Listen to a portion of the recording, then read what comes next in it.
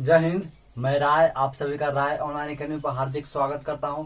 तो पिछले क्लास में हम लोगों ने हिस्ट्री में पढ़ा था, मौर्यकाल में बिंदुसार को कंप्लीट कर चुका था। आज हम लोग क्या पढ़ेंगे, तो बिंदुसार के बाद मगध का उत्तराधिकार कौन हुआ, तो अशोक हुआ, है ना। तो इसका पहले अशोक का हिस्ट्री देख लेंगे, है ना। यानी कि बिंदुसार के बाद अशोक राजा कैसे बना, उसी को हिस्ट्री देख लेंगे। पहले हेडिंग में लिखिए, अब हम लोग लिखेंगे क्या, अशोक। देखिए ये अशोक काफी इंपॉर्टेंट सेक्शन है, ये आपको करीब करीब 4 से 5 क्लास लग सकता है, तो इसको अच्छे से गौर से पढ़िएगा। और जनरली जितने भी आप राजा पढ़े हैं, अगर भारतीय संविधान में अगर सबसे ज्यादा किसी का यूज किया गया है तो कौन सा राजा का, अशोक का। अशोक का जैसे शासन प्रणाली हो गया, शासन चलाने का पद्धति जो अच्छा लगा सरकार को, गवर्नमेंट ऑफ इंडिया या फिर बिहार सरकार, अलग अलग सरकार को, तो अशोक को काफी प्रभावित हुआ, अशोक से काफी प्रभावित है। बताओ राजा, है ना, जब इसके प्रशासन को आप पढ़िएगा तो आप भी कहिएगा कि राजा भी इस तरह से काम कर सकता है। जो आज आप लोकतंत्र में देख रहे हैं, वो काम कौन पहले कर, अशोक ने अपने यहाँ कर चुका था, है ना। तो ये काफी इंपॉर्टेंट हो जाता है। जो आज हम लोग जो नकल किए हैं, यानी कि जो हम लोग अभी जो हमारा सामाजिक जीवन या फिर राजनीतिक जीवन चल रहा है, वो हम लोग किसी अधिकांश चीजें की कहाँ से नकल किए हैं, तो अशोक के शासन व्यवस्था से ही हम लोग नकल किए। तो हम लोग उसको आगे देखेंगे। सबसे पहले हम लोग को मेन पढ़ना अशोक। तो पिछले क्लास में आपको बताए थे कि हाँ, 273 ईस्वी पूर्व में अशोक की बिंदुसार का मृत्यु हो जाता है। कब, तो 273 ईस्वी पूर्व में बिंदुसार की मृत्यु हो जाता है। ये ध्यान रखिए, यहीं से आपका शुरू करेंगे। 273 बीसी किसकी मृत्यु हो जाती है, बिंदुसार। तो बिंदुसार की मृत्यु होने के बाद मगध का राजा अगर कौन आखिर बनेगा, है ना। तो इसके लिए 4 साल तक लगातार उत्तराधिकार के लिए लड़ाई होता है, संघर्ष होता है। उत्तराधिकार मतलब बिंदुसार के बाद कौन राजा बनेगा, इसी के लिए लड़ाई चलता है। क्योंकि बिंदुसार का एक बेटा नहीं है, लगभग बिंदुसार का कितने बेटा है, तो 100 बेटा था। यानी 100 का कितने भाई, 100। ये जानकर आपको आश्चर्य नहीं हो कि एक बात, यानी एक किसी एक का 100 बेटा हो सकता है, हो सकता है। एक अभी हम लोग क्या भी पढ़ रहे हैं, मॉडर्न युग नहीं है, यह प्राचीन भारत पढ़ रहे हैं। प्राचीन भारत में राजा जितने भी विवाह कर सकता था, यानी बहुसंख्यक, यानी बहुसंख्यक विवाह उस समय प्रचलन था। राजा 10, 15, 20, 25, 50, 100 जितना उसको मन है, राजा है खुद, तो जितना शादी कर सकता है, उसके लिए कोई, है ना, प्रतिबंध नहीं था। तो ये आपको जानकर आश्चर्य नहीं होना चाहिए कि 100 बेटा है किसका, बिंदुसार का। तो हो भी सकता है 50 को शादी किया होगा, तो 50 को शादी के लिए 100 को बेटा तो कोई बड़ा बात नहीं है ना। तो ध्यान रखिए, 100 को बिंदुसार को कुल कितने बेटा था, 100 बेटा। और जब मृत्यु हो गया किसका, बिंदुसार का अचानक मृत्यु हो गया, तो बड़ा बेटा कह रहा कौन, सुसीम कह रहा कि हम राजा बनेंगे, उधर अशोक कह रहा कि हम राजा बनेंगे, और जितने भी बेटा था वो कह रहा कि हम राजा बनेंगे। यानी कि कोई एक को बात नहीं मानकर राजा बनाया, है ना। तो इसी के लिए 4 साल तक लगातार क्या हुआ, युद्ध चला, यानी संघर्ष चला कि राजा हम बनेंगे। कई मैंने 100 भाई में कुछ उस अशोक के पक्ष में चला गया भाई, कुछ पक्ष सुसीम के पक्ष में चला गया, और कुछ पक्ष दूसरे के पक्ष में, दूसरे भाई के पक्ष में चला गया, है ना। तो कुल मिलाकर 4 वर्ष, यानी कि आजाद बिंदुसार की मृत्यु कब हुई, 273 ईस्वी पूर्व में, और 4 साल तक संघर्ष चला। यानी 4 साल बाद, यानी 4 साल लगातार उत्तराधिकार के लिए संघर्ष चला। और अंत में देखिएगा 200, यानी 4 साल इसमें जोड़ देंगे तो कितना हो जाएगा, 200, है ना, 69 ईस्वी पूर्व। ध्यान रखिए 69 ईस्वी पूर्व। तो 4 साल लगातार क्या हुआ, संघर्ष का, उत्तराधिकार के लिए संघर्ष का युद्ध हुआ। और अशोक ने आपका, है ना, अशोक ने अपने 99 भाइयों का, कहा जाता है कि अशोक ने अपने 99 भाइयों का खाना में जहर मिला दिया और मिलाकर उसका हत्या कर दिया, और हत्या कर पटना के कुआं में डाल दिया। उस कुआं का क्या नाम है, तो अगम कुआं। यानी अगम कुआं में अशोक ने अपने सभी भाइयों को, 99 भाइयों को मारकर हत्या कर दिया। और ये जो अशोक बना, तो राजा कब बना, तो ये 200, है ना, 269 ईस्वी पूर्व, यानी 269 ईस्वी पूर्व में कौन बना, राजा अशोक बना, है ना। तो अशोक राजा किसकी सहायता से बना था, देखिए बिंदुसार का एक मंत्री था, उसका नाम था राधागुप्त। राधागुप्त, बिंदुसार का मंत्री का क्या नाम था, राधागुप्त। तो राधागुप्त को ही अशोक काफी चतुर निकला। अब जो मंत्री था बिंदुसार का, उसको ही अपने पक्ष में ले लिया, यानी अपने पक्ष में ले लिया और शासक बन गया, है ना। तो अशोक ने किसके सहायता से शासक बना मगध का, तो राधागुप्त की सहायता से, राधागुप्त की मदद से। कौन था, तो ये बिंदुसार का मंत्री था। देखिएगा यहीं से अब अशोक का सेक्शन शुरू होता है। अशोक का हम लोग क्या सेक्शन होगा, कंप्लीट शुरू करते हैं। तो अशोक का घर कब राजा बना, तो 269 ईस्वी पूर्व में। देखिए अशोक राजा बनने से पहले ये कहाँ का शासक था, यानी कहाँ का राज्यपाल था। तो देखिए अशोक जब राजा बना मगध का, उससे पहले वो अवंती का राज्यपाल था, यानी प्रांतपति था, अर्थात राज्यपाल था। कहाँ का, एक आपको फिगर भी आप साथ में बना लेते हैं।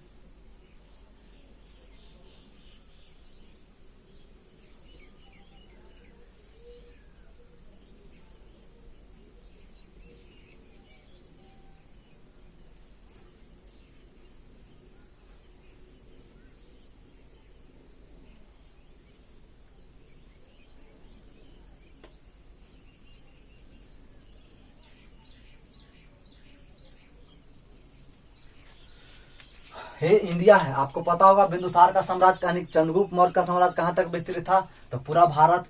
इसको भी मान लीजिए, ये कौन है, नेपाल। नेपाल भी इसकी कंट्रोल में था चंद्रगुप्त मौर्य के। ये बांग्लादेश भी था, तो इसको ऐसा कीजिए, इसको भी मिटा देते हैं हम लोग। ये ऐसा हो गया। उसके बाद देखिए इजाजत थोड़ा सा किसके ये नहीं था, तो उड़ीसा का क्षेत्र नहीं था और निचला नहीं था, और यहाँ देखिएगा तो हिमालय का क्षेत्र नहीं था। बाकी पूरा आपका देख लीजिए, पूरा पाकिस्तान, पूरा अफगानिस्तान और ईरान का क्षेत्र, इतना बड़ा क्षेत्र का राजा कौन था, चंद्रगुप्त मौर्य। चंद्रगुप्त मौर्य के बाद कौन राजा बना, तो बिंदुसार। यानी इतना बड़ा साम्राज्य जो इसको छोड़कर, देखिए इस को छोड़कर और इतना को छोड़कर जितना पूरा देख रहे हैं किसका साम्राज्य था, बिंदुसार का। और राजधानी कहाँ बना था, तो बिहार में पटना था राजधानी, है ना। तो आपको पता था कि पिछले क्लास में आपको बिंदुसार का आपका चंद्रगुप्त मौर्य को अपने साम्राज्य को कितने प्रांत में विभाजित किया, 4 प्रांत में। पहला प्रांत उत्तरी प्रांत, इतना पूरा सेक्शन देख रहे हैं, यहाँ का एक प्रांत बना नहीं, प्रांत कह सकते हैं स्टेट, है ना। इसको उत्तरी प्रांत कहते हैं। इसका राजधानी कहाँ था, तक्षशिला। दक्षिण प्रांत दक्षिण के शासन करने के लिए दक्षिणी प्रांत बनाया, और कर्नाटक में कहा बनाया, स्वर्णगिरी को राजधानी बनाया। उसके बाद पूर्वी प्रांत में आपका पूरा जो सेक्शन देख रहे हैं पूर्वी प्रांत, और इसकी राजधानी कहा, तो पाटलिपुत्र, यहाँ आपने खुद शासक बना। और बाकी बच गया अवंती प्रांत, है ना। तो इसी अवंती प्रांत का कौन सा राज्यपाल था, अवंती प्रांत का शासक यानी राज्यपाल कौन था, तो अशोक था। यानी कहाँ का राज्यपाल था, अवंती का प्रांतपति था, प्रांतपति। ये प्रांतपति का कहने का मतलब गवर्नर, राज्यपाल था। देखिए क्या होता था उसमें कि चूंकि बड़ा क्षेत्र है, और बड़ा क्षेत्र में एक अगर राजा इतना को कंट्रोल नहीं कर सकता, तो राजा ने क्या किया कि अपने क्षेत्र को विभाजित कर दिया। ऐसा नहीं कि बांट दिया, है ना, सेंट्रलाइज कर सकते हैं, सेंट्रलाइज कर दिया कि यानी कि विकेंद्रीकरण कर दिया। सत्ता का क्या विकेंद्रीकरण हो गया, है ना। तो विकेंद्रीकरण, राजा यहाँ स्वयं बिंदुसार यानी अशोक है, और साथ ही यानी कौन, बिंबिसार या फिर चंद्रगुप्त मौर्य यहाँ राजधानी में है। लेकिन 3 अलग प्रांत है, तो ये प्रांत छोड़कर बाकी 1, 2 और 3 प्रांत में अलग अलग गवर्नर नियुक्त कर दिया, जिससे उसको कार्य पालक आसानी से हो सके। और इसी अवंती प्रांत का शासक यानी कि राज्यपाल कौन था, तो अशोक था। ध्यान रखिएगा। देखिए पुराणों में अशोक का कई उल्लेख मिलता है आपको, अशोक का नाम अशोक नहीं मिलता है पुराण में। अगर आप देखिएगा तो पुराण में अशोक का नाम अशोक नहीं मिलता। अशोक का नाम क्या मिलता है, अशोक वर्धन। अशोक का नाम क्या मिलता है, अशोक वर्धन। पुराणों में अशोक का नाम क्या मिलता है, अशोक वर्धन, है ना। तो यहाँ तक कंप्लीट हो गया। देखिए अशोक के लिए मेन जीएस यहाँ से आएगा। अशोक ने अपने संदेश को जनता तक पहुंचाने के लिए एक अभिलेख लिखा, यानी अभिलेख कहीं पत्थर पर लिखा, कहीं स्तंभ पिलर पर लिखाया, कहीं गुफा में लिखाया, है ना। इस तरह का अभिलेख आपको नेक्स्ट क्लास में पढ़ाएंगे। लेकिन आप एक जान लीजिए कि अशोक ने अपना संदेश को जनता तक पहुंचाने के लिए क्या किया, तो अभिलेख लिखवाया, यानी कि पत्थर पर अपना जो संदेश है जो भी है उसको लिखवाया, पत्थर पर लिखवा दिया। फिर उसके बाद एक पिलर कह सकते हैं, पिलर पर लिखवा दिया, उसी को हम लोग स्तंभ लेख कहेंगे। और गुफा यानी पहाड़ को काट कर गुफा में लेख लिखवा दिया, उसी को गुफा लेख कहेंगे। तो हम लोग नेक्स्ट क्लास में हम लोग उसको देखेंगे डिटेल से। तो आपको पता होगा कि जब यानी कि अशोक के पहले जितने भी शासन हुआ प्राचीन भारत में, तो अगर जनता का यानी राजा का अगर संदेश यानी कि जनता के बीच पहुंचाना है, तो उसके लिए क्या किया जाता था कि एक डमरू होता था, यानी कि ढोलक, इस तरह से आपको देखने के लिए मिलता था। और लोग इस पर यानी कि बजाने वाला इस पर डम डम मारता था, और लोग इसकी आवाज सुनकर कहा एक जमा हो जाता था। जमा कहा, राजधानी के में जमा हो जाता। लेकिन ये छोटा साम्राज्य के लिए सस्टेबल है। ये लंबा, चूंकि इतना बड़ा साम्राज्य है, पूरा भारत, पूरा नेपाल, बांग्लादेश, पाकिस्तान, अफगानिस्तान और ईरान का क्षेत्र, इसको डमरू बजा कर क्या लोगों को एकदम पाटलिपुत्र में बुला सकते हैं, नहीं। तो अशोक ने दिमाग लाया कि इतना बड़ा क्षेत्र को हम अगर जनता के बीच संदेश पहुंचाना है तो उसके लिए डमरू और ढोलक से काम नहीं चलेगा। तो क्या काम से चलेगा? तो इसके लिए क्या किया? तो अभिलेख लिखवाया। अभिलेख, अशोक ने क्या लिखवाया? अभिलेख। यानी अशोक के पहले जो भी जनता का संदेश पहुंचा डमरू से पहुंचाया जा रहा था, लेकिन अशोक ने पहली बार क्या किया कि अभिलेख लिखना शुरू करवाया। यानी अपने जहां मान लीजिए यहाँ देख लीजिए पहाड़ है, और यहाँ यानी पहाड़ पर यानी कि यहाँ एक लेख लिखवा दिया, जो भी इसका संदेश है वो। यहाँ देख लीजिए रोड है, यहाँ से रोड पास हो रहा, और रोड पर एक पिलर गड़वा दिया और इसी पर लिखवा दिया संदेश, ताकि जो इससे गुजरे तो जाकर रुक कर पढ़े कि क्या राजा ने लिखवाया है। इस रास्ते से पहाड़ से कोई जाए तो देखकर गुजरे कि पढ़े कि क्या राजा ने संदेश दिया है। यानी लगभग भले देर लगे, यानी देर से पढ़ेगा लेकिन कुछ दिन बाद पढ़ेगा, लेकिन सभी के पास संदेश पहुंच जाएगा, है ना। इस डमरू और डमरुआ से अच्छा है ना। तो ये अशोक अभिलेख लिखवाया। और अशोक का देखिए अधिकांश अभिलेख, अशोक का जितने भी अभिलेख है सभी में अशोक का नाम क्या मिलता है?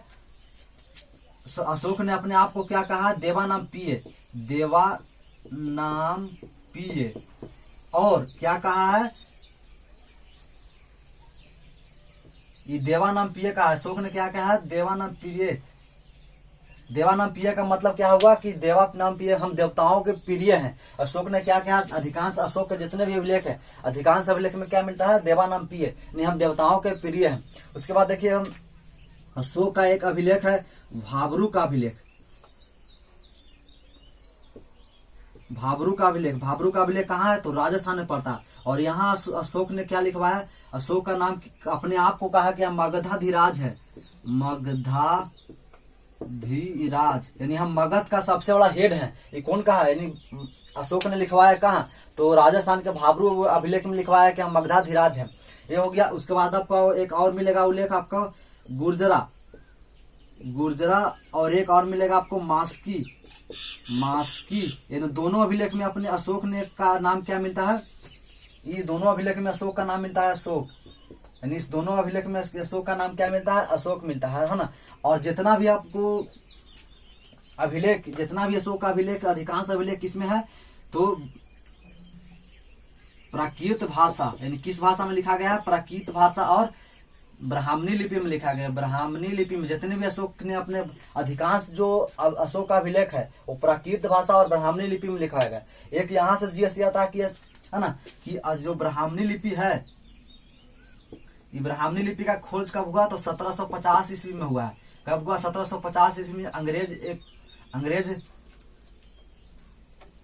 अंग्रेज एक इतिहासकार थे, उनका नाम क्या था? टीफेल था, टीफेल लेथर। यानी सबसे पहले अगर ब्राह्मणी समाज यानी ब्राह्मणी प्राकृत भाषा और किया है ब्राह्मणी लिपि, यानी सबसे ज्यादा अगर यानी सबसे पहले ब्राह्मणी लिपि का खोज किसने किया? यानी जब अशोक बना के यानी अपने अभिलेख को ब्राह्मणी लिपि लिखवा दिया, लेकिन इसको कोई नहीं पढ़ पाया। लेकिन पहली बार कौन? 1750 ईस्वी में खोजा और कहा कि ये ब्राह्मणी लिपि है। लेकिन ये टिफेल्टर ने, कौन है? अंग्रेज है इतिहासकार, ये खोजा लेकिन इसको पढ़ नहीं सका कि इसमें क्या लिखा हुआ इस अभिलेख में। तो इसके बाद 1837 में पढ़ा, यानी सब 1835 में जेम्स प्रिसेप ने पढ़ा। क्या?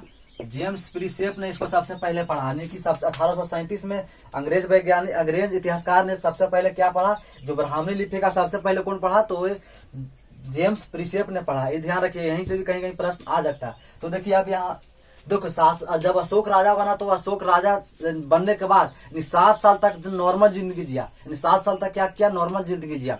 और 8वें वर्ष शासन के 8वें वर्ष दिमाग में उसको ये सोचा कि हमारा बाबा, यानी बाबा कौन? तो अजात शत्रु इतना बड़ा साम्राज्य को जीत कर हम हासिल किए हैं। और हमारे एक पिताजी थे जो कुछ नहीं कि जितना हमारे बाबा ने दिया उसी को रहने दिया, कोई बढ़ाया नहीं। तो हम भी नहीं, हम बाबा की तरह बनेंगे, यानी बाबा की तरह भी हम क्षेत्र को जीतेंगे। और ये पता हो कि यानी कि मौर्य का, यानी मौर्य वंश का कंट्रोल में नहीं था। कौन? उड़ीसा का क्षेत्र। तो अशोक ने सोचा कि शासन के 8वें वर्ष कहा कि अब आक्रमण कर देते हैं, अब कहा इसको जीत जाते हैं। कहा? उड़ीसा का। उड़ीसा का प्राचीन नाम कलिंग था। कलिंग का युद्ध किया। यानी शासन के अशोक ने शासन के 8वें वर्ष कहा युद्ध किया? तो कलिंग पर आक्रमण कर दिया। और आक्रमण कर, है ना, देखिए आक्रमण कर दिया कब? शासन के 8वें वर्ष। और 8वें वर्ष आक्रमण करने के बाद इसका क्या नाम है? कलिंग। कलिंग ये उड़ीसा का प्राचीन नाम है। कलिंग का युद्ध कब किया? तो शासन के 8वें वर्ष, शासन के 8वें वर्ष अशोक ने युद्ध किया, कहाँ कालिंग पर आक्रमण कर दिया। और देखिए यहाँ जिस तरह से अभी आप रूस और यूक्रेन को देख रहे हैं, यानी यूक्रेन कितना छोटा देश है और रूस कितना बड़ा देश है, मतलब फिर भी यूक्रेन है जो रूस को पानी पिलाए हुए। कारण क्या हो सकता है, तो यूक्रेन में जितना भी नागरिक है सब फुल ट्रेन है। फुल ट्रेन कहने का मतलब सब यानी कि सैनिक का ट्रेनिंग ले चुका है, यानी कि बच्चा हो गया, जवान हो गया, बूढ़ा हो गया, स्त्री हो गया, जो भी है सब एक सैनिक का एक ट्रेनिंग ले लिया है ना। इसीलिए यानी आंतरिक रूप से कौन है शक्तिशाली है, कौन यूक्रेन, और छोटा सा देश होते हुए भी रूस को पानी पिला के रख दिया। तो ठीक उसी प्रकार ये छोटा सा कौन है सम्राट, यानी कलिंग है, यानी उड़ीसा छोटा सा क्षेत्र है, लेकिन इस वर्तमान में भी किसके जैसा था, तो आप देख लीजिए यूक्रेन के जैसा। यहाँ का जितना भी बूढ़ा जवान और महिला सब था फुल ट्रेन, यानी सैनिक का ट्रेनिंग ले चुका था। यानी यहाँ जितना महिला भी ट्रेनिंग ले चुका था, आज नहीं उस समय प्राचीन भारत की मैं बात कर रहा हूँ, उस समय भी फुल ट्रेनिंग ले लिया था। तो अशोक को काफी लगा, क्योंकि अशोक इतना बड़ा क्षेत्र का राजा है। जस्ट मान लीजिए कि रूस है, रूस किसके पास है, अशोक के पास। और कलिंग के राजा एक थे नंदराज। कलिंग के उस समय राजा कौन थे, नंदराज। और नंदराज यानी उड़ीसा का मान लीजिए क्या, तो यूक्रेन, और रूस और यूक्रेन की लड़ाई लड़वा दीजिए, है ना। तो रूस किसको जस्ट लाइक, क्योंकि बड़ा क्षेत्र किसके पास है, अशोक के पास, दो अभी है ना। तो रूस के मान लीजिए और इसको मान लीजिए क्या, उड़ीसा यूक्रेन, जो उड़ीसा का यूक्रेन मान लीजिए, उसे उड़ीसा और यूक्रेन भी कह सकते हैं। तो मान जनरली आपको समझाने के लिए बता रहा हूँ। तो यहाँ के जो स्त्री से लेकर महिला, बच्चा और जवान बूढ़ा सब फुल ट्रेन था, सैनिक का प्रशिक्षण लिए हुआ था। तो देखिए सबसे पहले अशोक ने इसको कलिंग का युद्ध किस लिए किया, तो कलिंग का सबसे पहले युद्ध किया कि चूंकि इसको है ना, ये चाहता था कि हमारा भी इतिहास आगे बढ़े, कि हम जिस तरह से हमारे दादा यानी बाबा ने चंद्रगुप्त मौर्य ने अपने क्षेत्र को बढ़ाया। पहले अशोक चंद्रगुप्त मौर्य का क्षेत्र कहाँ तक था, तो भारत था, लेकिन पूरा पाकिस्तान, अफगानिस्तान और ये क्षेत्र जीता, यानी कि चंद्रगुप्त मौर्य ने अपने क्षेत्र का विस्तार किया। लेकिन बिंदुसार ने क्या साम्राज्य का विस्तार किया, नहीं। लेकिन अशोक ने सोचा कि हम अपने बाबा की तरह हम भी अपने क्षेत्र का विस्तार करेंगे, और शासन के 8वें वर्ष कहाँ का आक्रमण कर दिया। तो ये पहला एक क्या हो गया कि अपने है ना पूर्वज की तरह अपने आप को बढ़ाया। दूसरा, इस कलिंग यानी उड़ीसा के जंगल में काफी मात्रा में हाथी पाया जाता था पहले, है ना। क्या पाया जाता था, हाथी।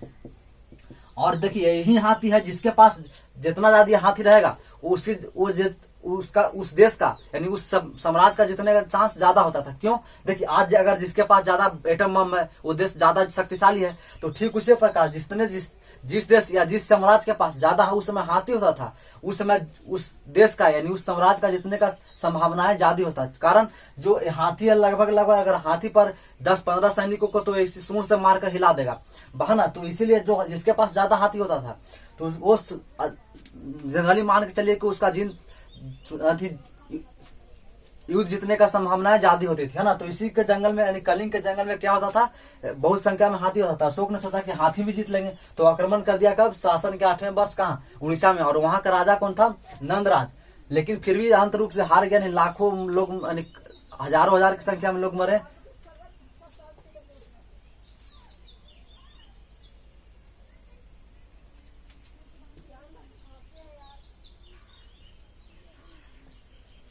यानी कि कब, उड़ीसा का क्षेत्र है और उड़ीसा में है ना कलिंग का युद्ध हुआ था।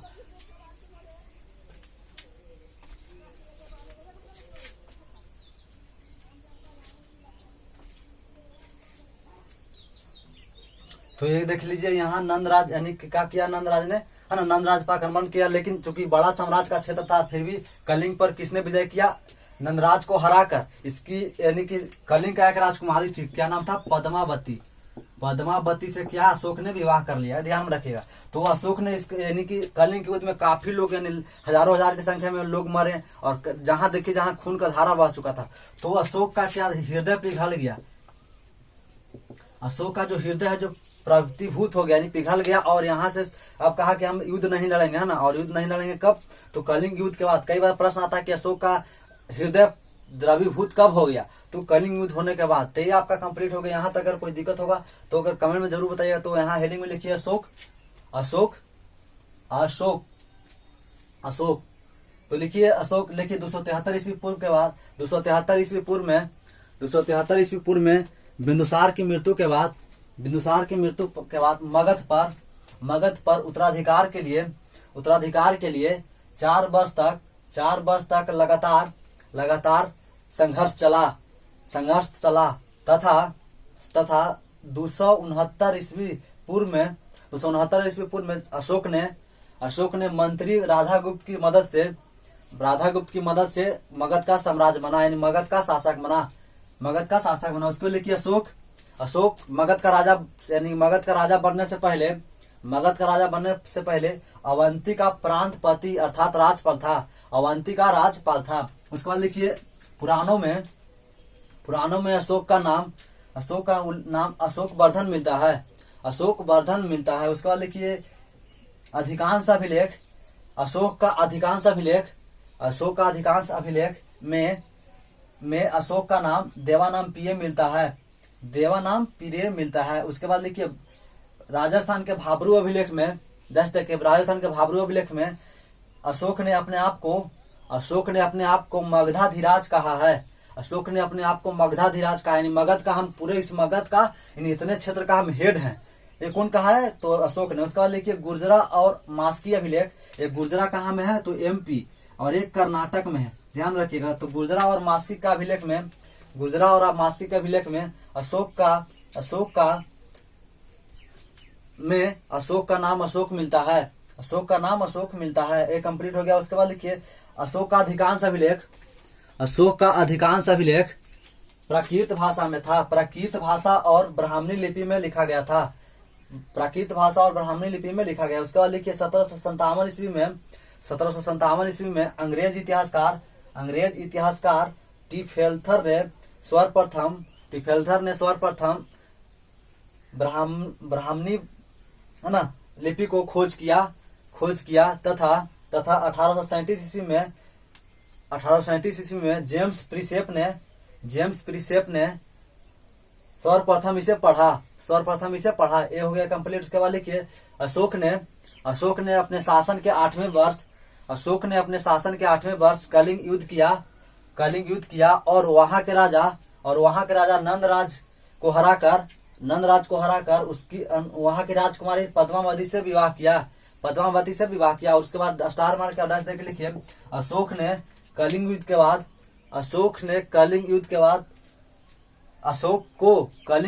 बाद हृदय पिघल गया, अर्थात हृदय द्रवीभूत हो गया। तो आपका अशोक था। बाकी नेक्स्ट क्लास में हम लोग अशोक का अभिलेख देखेंगे, जो 2-3 क्लास लगे फिर है ना, तो उसको डीपली पढ़ाएंगे हम लोग। फिर मिलेंगे नए क्लास और नए टॉपिक साथ। तब तक के लिए जय हिंद, वंदे मातरम।